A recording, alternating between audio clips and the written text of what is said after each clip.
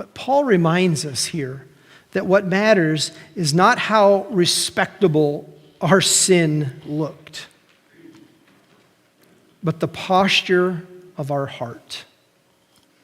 When we give up on others, when we label someone as unsavable, we repeat Paul's sin, even if it looks a little more refined or spiritual.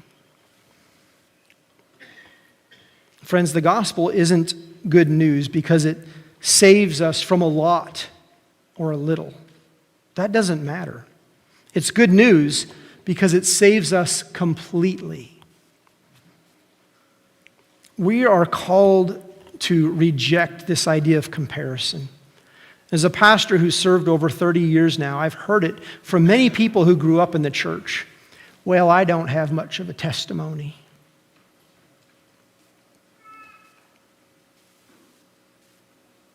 On one level, I'm not sure if you've ever said that, but think about it, what you're actually saying.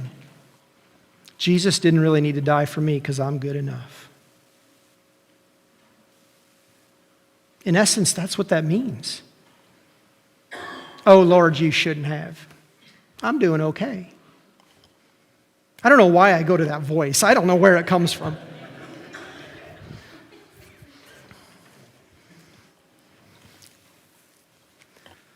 Again, please know my spirit here. It isn't a voice of condemnation in any way. It's a hope that we can awaken to, even when we've done so much good and we've kept the line that what really matters isn't all of that stuff.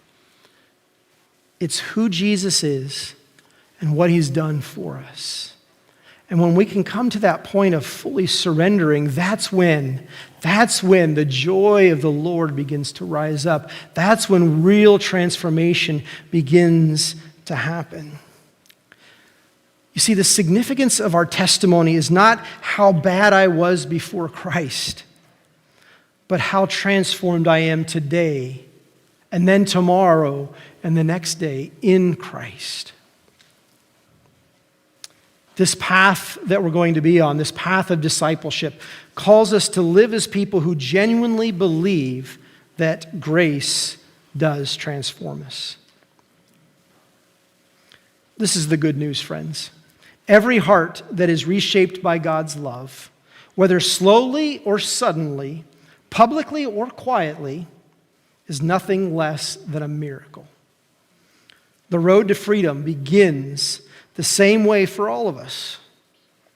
Not with effort, not with control, but with God's grace and surrender.